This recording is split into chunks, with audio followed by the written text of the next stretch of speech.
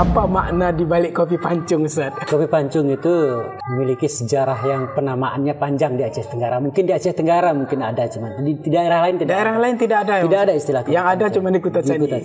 Digitalisasi ini seakan-akan kita pun sudah berada di kota metropolitan. Ya, seakan-akan karena semuanya bisa diakses. Betul.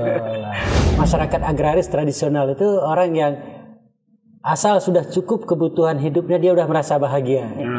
Saya berharap, mungkin kita semua berharap, paham Wahabi ini ya kalau bisa janganlah berkembang. Dalam artian saya khawatir nanti masyarakat kita yang awalnya hidup rukun dan damai dengan adanya Wahabiyah dalam artian ini menyalah-nyalahkan amalan yang sering kita lakukan, ini menjadi kontraproduktif, artinya bisa terjadi konflik sosial.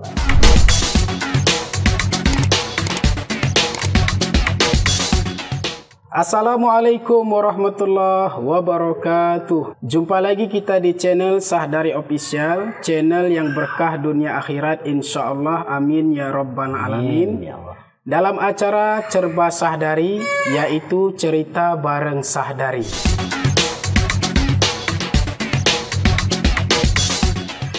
Alhamdulillah pada kesempatan kali ini dan menjadi sebuah kebanggaan bagi kami di channel Sahdari Official karena pada kesempatan kali ini kita kehadiran tamu yang sangat spesial dan saya hormati karena beliau juga merupakan salah satu dosen kami waktu masa kuliah dulu dan sekarang beliau aktif mengamati ataupun pengamat sosial keagamaan. Siapakah beliau? Kita berikan tepuk tangan untuk Ustadz Karnain Musra.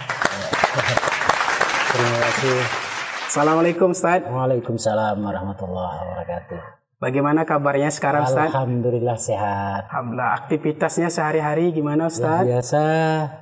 Kalau hari kerja ya kerja di kantor, kalau libur ya libur. Dulu kan yaitu sebagai dosen Ustadz. Kalau sekarang nih aktivitasnya di kantor apa Ustadz? Alhamdulillah saya sekarang di kantor Dinas Perpustakaan Kabupaten Aceh Tenggara. Dinas Perpustakaan. Kondisi minat baca orang sekarang ini seperti apa Ustadz? Baik, terima kasih. Saya juga sebelum menanggapi pertanyaan dari Adinda Sahdari di channel YouTube ini. Saya juga mengucapkan terima kasih karena telah diberi kesempatan untuk hadir di channel ini untuk berbincang-bincang seputar bagaimana keadaan sosial dan keagamaan masyarakat. Baik, tapi sebelum saya membahas masalah itu, terlebih dahulu saya menanggapi apa yang disampaikan oleh Adinda tadi bahwa saya bekerja di Dinas Perpustakaan lebih kurang udah 1 tahun sebulan gitu. 1 tahun sebulan. Ya udah 13 bulan. Dari pengamatan saya, memang dunia sekarang kita berada di 0.4 gitu ya. 0.4 itu berarti kita berada di dunia digital. Dunia digital. Jadi semuanya serba digital. Mau belanja aja digital menggunakan digital. Itulah 0.4 gitu ya. Mungkin kalau ada lagi yang terbaru nanti misalnya 0.5 ya mungkin semua sisi kehidupan kita itu ya dilingkupi dengan dunia internet gitu. Tidak ada lagi ruang yang di dunia ini, tidak ada lagi space di dunia ini yang tidak terjangkau oleh internet. Nah, itu dan sekarang pun Ustadz kan kita lihat juga betapa aktivitas manusia sekarang ini kan banyak yaitu memang digital Ustadz. Baik, kalau masalah minat baca masyarakat, kalau kita merujuk kepada kunjungan masyarakat ke perpustakaan di luar dugaan kita gitu. Artinya kita beranggapan sejak awal misalnya setiap hari adalah sekitar 50 atau 30 atau 50 pengunjung gitu. Tapi kenyataannya itu tidak gitu. Kadang-kadang hanya 15, ada 10 gitu. Nah, ini kan menjadi sebuah persoalan bagi kita. Artinya bahwa minat baca masyarakat itu dalam bentuk konvensional gitu ya. Ya itu menurun sekali gitu. Dan kalau udah minat baca menurun atau rendah, berarti kualitas literasi kita itu semakin rendah, maka konsekuensinya ke depan kita akan mengalami kemerosotan, bahkan kita ketertinggalan gitu. Karena dari sisi ilmu pengetahuan dan teknologi. Kemudian untuk menjembatani hal tersebut, karena kita berada di era digital, maka Dinas Perpustakaan itu harus melakukan inovasi. Ya. Dan alhamdulillah baru-baru ini kita sudah Kepala Dinas Perpustakaan sudah menginisiasi dan kita turut mendukung untuk membuka e-library gitu. Dalam artian library elektronik gitu dalam sekarang udah dibuka di website. Pertama website. Sudah ada website. Nanti akan saya sampaikan website Perpus Agara website. Kemudian karena kalau website nanti mungkin agak terlalu lambat kita membukanya, kita juga langsung membuka aplikasi Android. Ya, jadi dari Android juga bisa kita dari Play Store atau apapun namanya, ya bisa kita buka di situ. Buka saja Perpus Agara, ada nanti. Itu sudah ada aplikasinya. Sudah ada aplikasi di Play Store. Cuman ini masih tahap awal, jadi koleksi bukunya masih terbatas sekali. Dan insya Allah dengan dukungan dari beberapa pihak nanti atau stakeholder, kemungkinan untuk tahun depan kita akan menambah bukunya dan menambah koleksi buku dan jenisnya, sehingga nanti masyarakat bisa membaca bukan hanya datang ke perpustakaan, tetapi dari halte bis dia menunggu bisa membaca untuk menambah wawasan dan keilmuan. Nah itulah salah satu keuntungan ketika kita berada di era 0.4 tadi gitu. Artinya berarti perpustakaan juga harus mengikuti zaman gitu. Betul. Zaman digital, sehingga sudah ada aplikasi. Nama aplikasinya tadi apa, Ustaz? Perpus Agara. Langsung bisa kita download dan install di Android kita. Ya, betul. Jadi kita bisa membaca di mana saja. Membaca, ya. Berarti koleksi bukunya tadi yang masih kurang. Masih terbatas. Artian di sini sekitar 300-an judul baru saya kira dalam waktu dekat mungkin sudah bisa dengan didukung oleh anggaran. Karena kalau buku digital ini kan lebih murah daripada buku konvensional. Walau bagaimanapun tebalnya bukunya itu dalam bentuk PDF, itu murah deh. Paling tinggi nanti harganya mungkin 150.000. Kalau kita beli yang buku konvensional yang biasa, yang sering kita lihat itu mungkin sampai jutaan gitu. Tapi kalau di bentuk PDF dia lebih murah.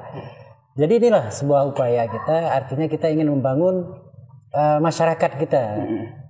Masyarakat sosial ini untuk menambah literasi agar tidak tergilas oleh ketertinggalan. Meskipun kita berada di daerah pedalaman, kita ini kan itu terhitung masyarakat pedalaman, istilahnya masyarakat rural, gitu. Karena jauh dari ibu kota, jauh dari mana, makanya dengan adanya digitalisasi ini seakan-akan kita pun sudah berada di kota metropolitan. Iya, seakan-akan karena semuanya bisa diakses. Betul. Alhamdulillah ini jadi informasi juga buat khusus masyarakat Aceh Tenggara. Jadi dari perpustakaan ternyata sudah ada juga dalam bentuk digital, yaitu dengan mendownload Perpus Agara sehingga kita bisa baca lewat gadget kita. Betul. Tapi jangan lupa juga Ustaz, kita juga harus membaca langsung perpustakaan, kita hidupkan perpustakaan kita. Beda dia Ustaz. Kalau kita membaca melalui Android, mungkin melalui handphone misalnya atau smartphone, membaca kita cepat lelah gitu. Karena ada radiasi gitu ya. Oh iya. Tetapi kalau kita membaca buku konvensional itu kita tahan berjam-jam gitu. Tapi melalui Android nggak tahan kita itu biasanya. Jadi artinya bahwa membaca melalui aplikasi dengan membaca secara manual atau konvensional atau meminjam bukunya itu saling melengkapi. Jadi itu sekedar melengkapi lah istilahnya, bukan untuk menegasi gitu. Kalau udah ada perpustakaannya, sehingga perpustakaan konvensional ditinggalkan. Tidak perlu. Kita itu tidak hanya negasi. untuk melengkapi Untuk saja, melengkapi. untuk melengkapi, untuk yaitu menyesuaikan karena era kita zaman sekarang Ya, ini betul. saja. Ya baik Ustadz, selain di perpustakaan, Ustadz juga kan aktif mengamati, bisa dibilang yaitu pengamat sosial keagamaan. Jadi seperti apa dalam pengamatan Ustadz sosial keagamaan di zaman sekarang ini Ustadz? Baik, kalau kita berbicara tentang sosial keagamaan, saya melihat kondisi sosial kita sudah mengalami lompatan atau dalam istilah ilmu sosial disebut dengan mengalami transformasi. Era 90-an mungkin kita hidup dalam kondisi yang agraris, masyarakat petani. Namun sekarang kita karena dahsyatnya informasi melalui sosial media, akhirnya terjadi perubahan pola pikir. Jadi masyarakat kita tidak lagi berpikir secara masyarakat agraris yang tradisional, yang masyarakat agraris tradisional itu orang yang asal sudah cukup kebutuhan hidupnya dia udah merasa bahagia. Nah sementara dengan era yang terjadinya transformasi sosial sekarang ini, masyarakat kita pola berpikirnya sudah jauh melompat ke atas. Artinya kebutuhan dan tuntutan hidupnya semakin besar. Contohlah misalnya kita dulu masyarakat kita mungkin nonton TV dalam di satu desa ada salah satu televisi yang masyarakat, kemudian kita datang menonton beramai-ramai gitu. Itu nilai perekat sosialnya tinggi. Luar biasa. Artinya di situ ada silaturahmi, ada teman sepermainan, ada komunikasi yang menarik gitu. Artinya komunikasi yang kita ingat sampai detik ini gitu. Nah, kondisi seperti itu kita tidak temukan lagi gitu. Nah, sekarang kita beralih ke nampaknya kita sudah mulai berubah gitu. Cara silaturahmi kita udah berubah melalui digital gitu. Bahkan dalam pengamatan saya, pola hidup masyarakat kita juga sudah mulai berubah. Dulu kita agraris, kemudian sistem tradisional, dalam artian ya cocok dengan lingkungan kita. Nah sekarang udah berubah, cenderung ke hedonis malah gitu. Karena sekarang ini kan kadang-kadang kita duduk satu meja, tapi komunikasi nggak ada lagi Ustaz, masing-masing dengan gadgetnya. Begitu juga dengan keluarga kan, duduk nggak lagi komunikasi seperti zaman dulu kita masa kecil kan. Termasuk anak-anak sekarang, dulu kan kalau permainan itu ada bambu yang diolah menjadi permainan, ada batang pisang dan lain sebagainya. Kita ingat masa-masa kecil dulu tuh Ustaz, luar biasa kalau masa kecil. Tapi kalau sekarang ini Ustaz, anak-anak ngumpul duduk semuanya masing-masing megang gadget. Memang itu perubahan sangat luar biasa. Ya, itulah lo kita sebut dengan transformasi sosial tadi. Nah, memang keakraban itu nanti dampaknya itu dengan sistem komunikasi yang tidak lancar, kemudian dengan situasi masyarakat yang sekarang sudah cenderung hedonisme, artinya kebutuhannya itu bukan hanya untuk sandang, pangan dan papan saja, tetapi entertain. Nah, justru di entertainnya ini yang kadang-kadang mengorbankan sandang, pangan dan papan. Nah, inilah kita masyarakat yang tidak siap dengan perubahan itu. Artinya bahwa kalau kita mengacu kepada sistem perubahan sosial atau dinamika sosial dari masyarakat yang maju misalnya, yang seperti Jepang lah misalnya, itu mereka memiliki lompatan yang teratur gitu. Teratur dalam artian cukup sandangnya, cukup pangannya, cukup papannya, dalam mereka secara kebutuhan dasar atau basic need katanya, memang kebutuhan sudah dasar siap, sudah ada, maka mereka masuk ke era digital. Jadi ketika masuk ke era digital, entertainment mereka atau hiburan mereka itu untuk mengisi waktu luang. Nah, mereka kan sibuk bekerja, Artinya kalau bisa kita sebut mereka itu workaholic gitu, gila kerja gitu. Jadi membutuhkan space time. Space time itu artinya waktu, memanfaatkan waktu luang. Nah, waktu luangnya itu betul-betul mereka gunakan untuk bersenang-senang cara mereka. Dan itu tentu bukan untuk ditiru. Nah, sementara kita di sini kadang-kadang 3 unsur kebutuhan dasar kita tadi belum terpenuhi, tapi kita udah melompat ke gaya hidup hedonis. Nah, inilah yang kadang-kadang merusak tatanan sosial kita. Artinya kita sering terjebak. Artinya begini, kita kira gitu, sesuatu yang baru itu wah gitu. Ternyata sebenarnya tidak ada. Misalnya ada tren, misalnya belanja online. Saya sangat tidak sepakat dengan belanja seperti itu. Artinya bahwa kalau ada di sekitar kita, ngapain kita harus pesan dari jauh? Dan yang kita beli pun ada yang di sekitar kita. Nah, ini kan menjadi aneh. Gitu. Bahkan sekarang kan apa aja pesan online. Mau makan ini online, mau apa saja serba apalah. Istilahnya kaum rebahan kata orang. Betul. Jadi apa saja dipesan langsung datang gitu. Kalau misalnya gitu kan, dengan penghasilan yang mencukupi, saya kira ya udah no problem gitu kan. Tapi kan ada sebagian yang memaksakan diri.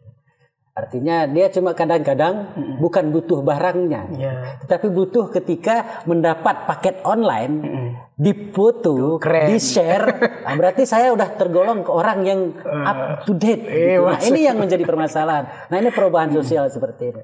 Jadi menurut Ustadz nih, apa dampak positif dan negatifnya dari perubahan sekarang ini, Ustadz? Baik, memang perubahan sosial sekarang ini, perubahan zaman lah kita katakan, ini memang bagaikan 2 sisi mata uang dia. Dalam hal ini ya saling melengkapi. Kalau misalnya kita membutuhkan informasi yang update misalnya, ya boleh kita gunakan. Untuk menambah wawasan kita ya boleh kita gunakan. Sekedar untuk mencari hiburan juga boleh kita gunakan. Yang menjadi persoalannya sekarang, ternyata apa yang dihadirkan oleh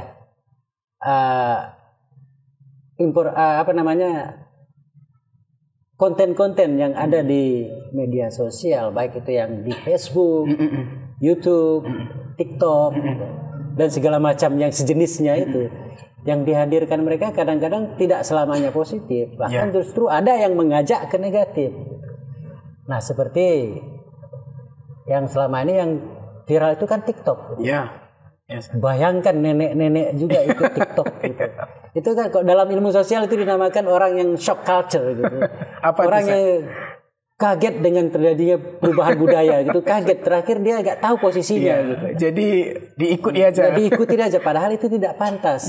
Jadi kita kalau sebatas hiburan pun kita lihat kepantasannya. Pantas nggak kita mengikuti perkembangan zaman itu dengan kondisi kita, kondisi sosial kita dan kondisi usia kita juga perlu kita perhatikan. Karena kalau kita masyarakat kita kalau sudah berumah tangga ataupun dalam usia, dalam bahasa Al-Azhar itu kan disebut dengan mutualang, jadi itu udah mempersiapkan diri menjadi contoh bagi masyarakatnya. Nah, bagaimana kalau seandainya orang udah bukan lagi mutualang gitu, udah diibaratkan kalau kelapa ngomberong nih wondai mau tanoh istilahnya, itu pun terlibat ataupun melibatkan diri dengan kegiatan seperti itu kan tidak pantas gitu. Artinya menggunakan kecanggihan tersebut di negatifnya Ustaz ya. Bukan di bidang positif. Bukan di bidang positif. Ya, banyak yang positif seperti ceramah. Banyak sekarang kan. Dan kemudian kita memang sekarang ini memang harus selektif. Ini berkaitan dengan perubahan pemikiran keagamaan masyarakat kita. Sekarang kan terjadi perebutan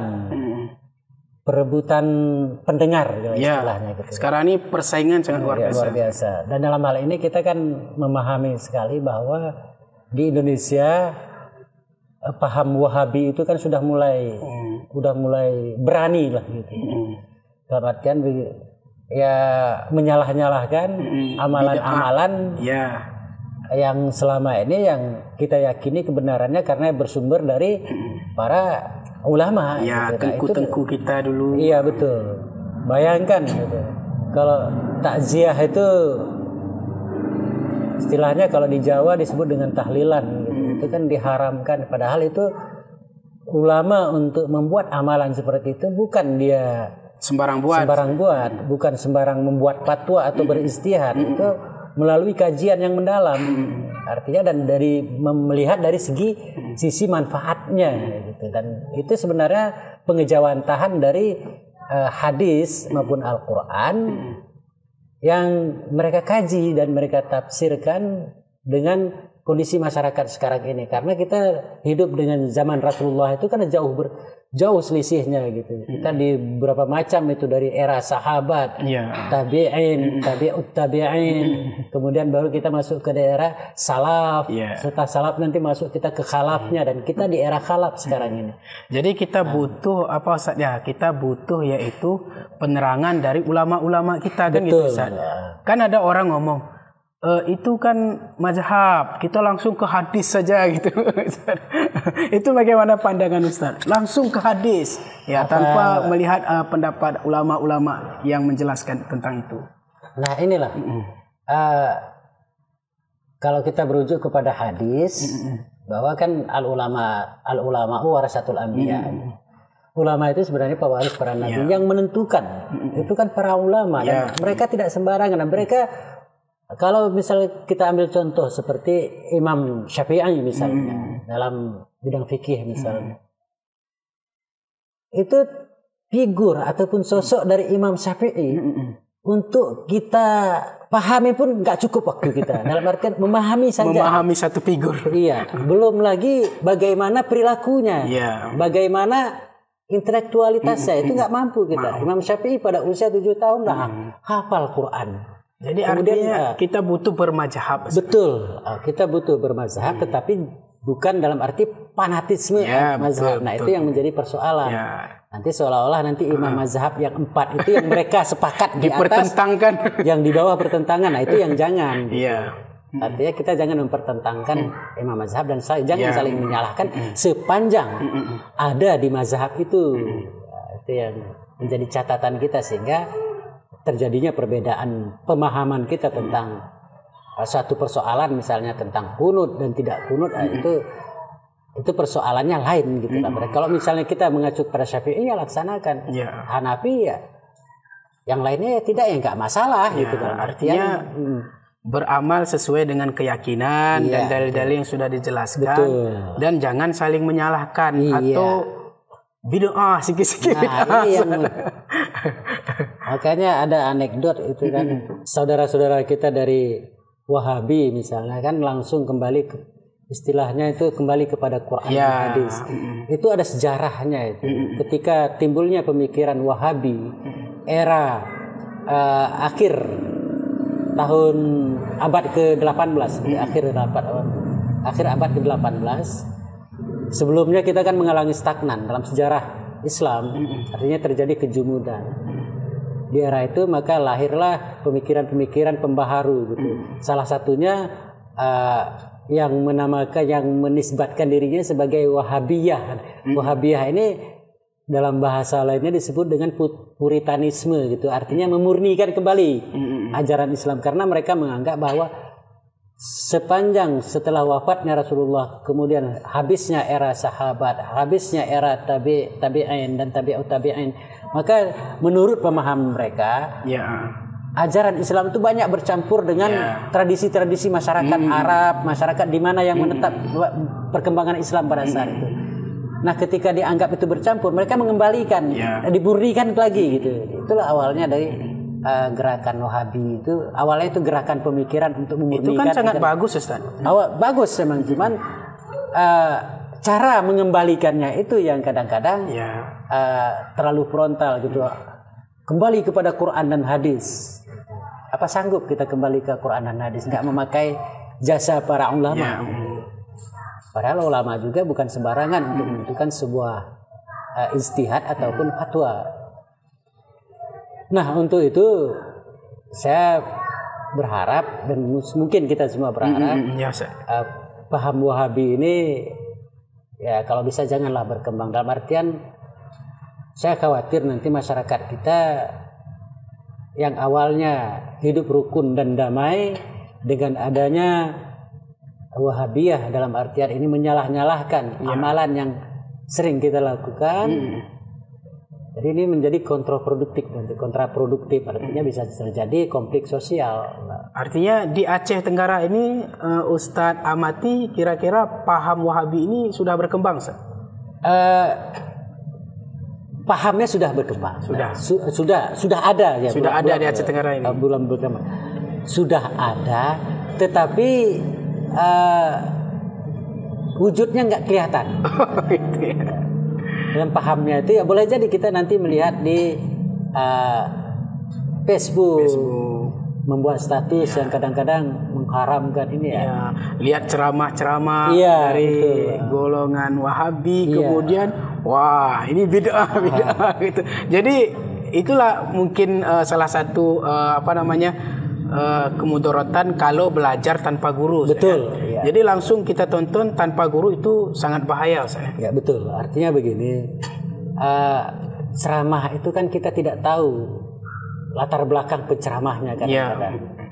Dalam hal ini kita juga harus kalau mau mendengarkan ceramah atau tausiah, kita lihat latar belakangnya terlebih dahulu. Siapa penceramah ini, dari mana?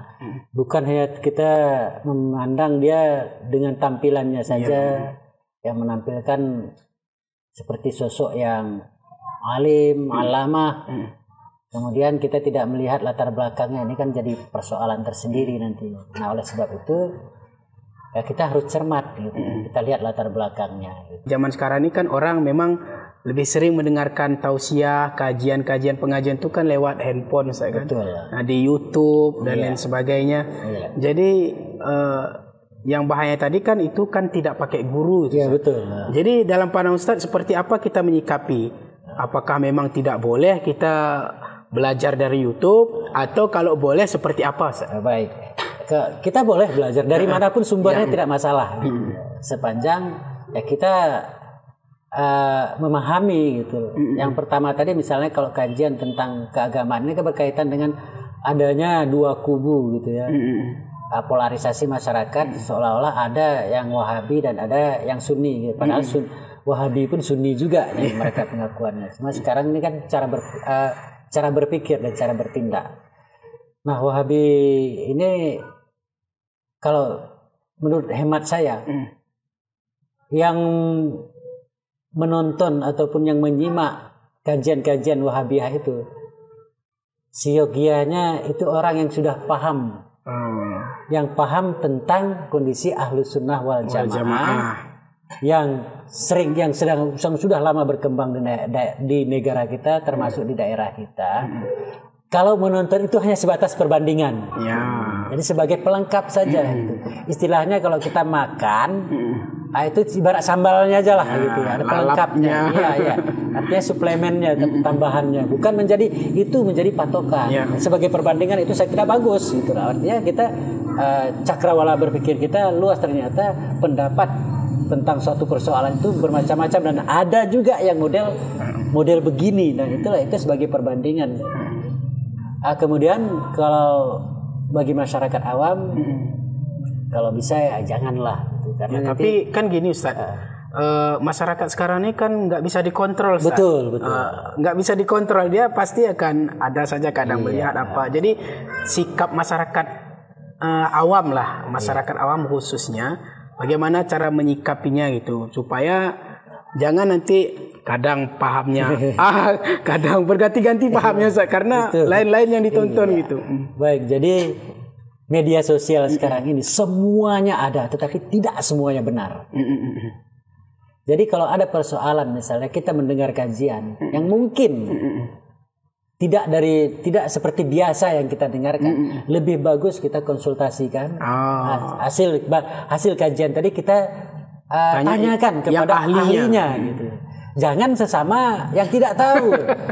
Jadi kita tanya, misalnya ada, kita juga kritis lah, masyarakat awam kritis lah gitu kan. Misalnya kita mendengar ceramah misalnya yang tidak berjenggot, tidak sunnah katanya. Masuk neraka. Nah, ini kan ya kita tanya gitu, memang sunnah memelihara jenggot, tetapi tidak mengkafirkan orang yang tidak berjenggot. Nah, seolah-olah kalau tidak berjenggot masuk neraka. Nah, itu padahal ukuran masuk neraka itu bukan urusan jenggot gitu. Nah, inilah yang perlu kita pahami. Berarti intinya Ustaz, silakan nggak apa-apa nonton kajian apa saja, tapi ketika sudah bertentangan dengan yang kita pelajari selama ini, maka konsultasikan dengan ulama-ulama terdekat kita, tengku kita, yang kita yakini loyalitas keilmuannya. Betul, gitu, betul. Berarti begitulah cara menyikapinya. Betul, begitulah cara kita menyikapi perubahan zaman sekarang ini. Ini ada lagi Ustaz, di YouTube sering kita lihat, ini mungkin orang-orang yang suka mengadu domba, mungkin membuat perpecahan. Itu memang kadang disandingkan antara Ustadz A dengan Ustadz B, kan sering di YouTube. Betul. Paham A dengan paham B disandingkan, dilaga. Ya, itu bagaimana pandangan Ustaz? Kalau saya memahaminya gitu, itu orang yang suka, istilahnya bukan disandingkan tuh. Dalam bahasa saya itu membenturkan. Iya, karena gini Ustaz, kadang-kadang Ustadz ini kan dalam konteks yang berbeda mungkin. Betul, kan. Beliau ceramah mungkin konteks Ustadz yang satu dengan yang lain ini mungkin maksudnya bukan kemari, tapi seolah-olah dibenturkan. Ya, itulah. Ada kepentingan di dalamnya, mungkin itu kepentingannya mungkin perlu kajian mendalam. Apakah kepentingannya itu kan untuk membangun polarisasi masyarakat. Artinya masyarakat itu terpola, satu kutub utara, satu kutub selatan. Seolah-olah ini nanti dibenturkan. Nah, ini tidak terlepas, bukan terjadi begitu saja, tidak terjadi dengan sendirinya. Itu ada kepentingan di dalam, itu udah by design gitu saya kira. Karena mungkin kalau masyarakat kita aman dan damai, mungkin ada kepentingannya yang terganggu. Misalnya lah, kita ambil misalnya, jangan di negara kita, daerah lain misalnya di Iran itu kan konflik kepentingan antara penjual senjata dengan penerima manfaatnya. Ini kan satu sisi nanti digunakan politik belah bambu. Nah, ini yang perlu kita hindari. Memang kita pun merasakannya ketika kita udah bersentuhan dengan dunia sosial media, misalnya itu kita kadang-kadang tidak kita minta, tapi datang sendiri. Gitu. Tiba-tiba masuk ke lini masa kita. Persoalan seperti ini kadang-kadang membuat kita penasaran. Iya, betul. Jadi satu ustadz dengan ini dibenturkan idenya, padahal kadang-kadang konteksnya berbeda, tapi dibenturkan. Seolah-olah mereka bertentangan. Padahal tidak seperti itu. Nah, inilah perlunya kita bersikap kritis dalam artian apapun yang kita lihat, apapun yang kita dengar melalui media sosial, ya kita harus kritis juga, jangan ditelan mentah-mentah. Ya, betul. Apalagi zaman sekarang ini mudah sekali jari ini mengetik. Betul, apalagi dengan maraknya berita hoax sekarang. Hoax. Ngeri. Merebak di mana-mana. Artinya kan masyarakat dengan kondisi sekarang ini kan dituntut untuk jadi masyarakat kritis. Bukan hanya menerima dengan mentah-mentah begitu saja. Nah, kadang-kadang nilai kritis masyarakat itu kurang karena kekurangan literasi. Artinya kekurangan membaca, kekurangan ada efek dari kekurangan literasi sehingga dia menerima mentah-mentah. Bahkan sekarang di warung-warung kopi misalnya, saya kan tempat mangkal saya di warung kopi gitu. Nah, di warung kopi misalnya, bayangkan masyarakat kita itu sudah berani menganalisa peristiwa Sambo itu. Luar biasa. Berani dah menganalisa gitu melalui apa yang dilihat, apa yang didengar. Sumbernya cuma itu.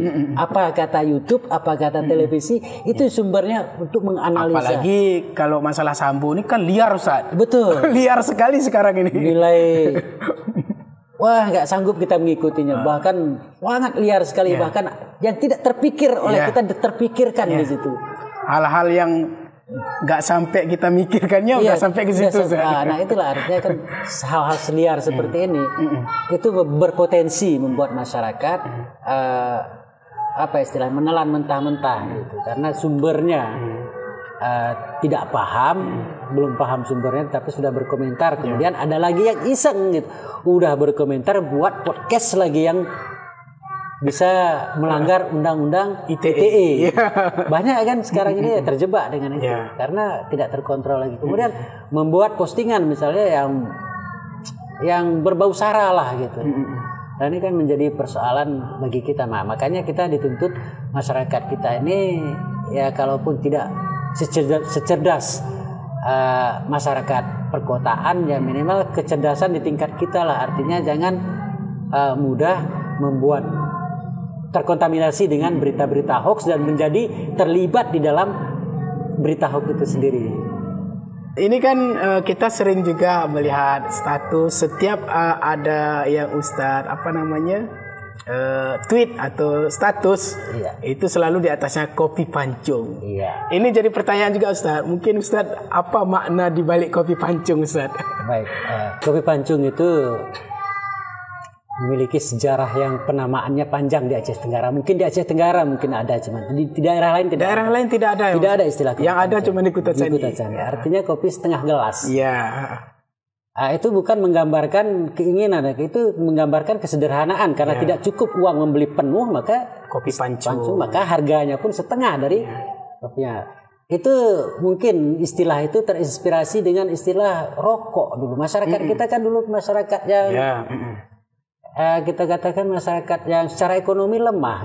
Jadi pemuda itu kalau memiliki rokok, dia tidak hisap sendiri, dibagi-bagi ke kawannya. Jadi ada istilahnya pancung, rokok pancung.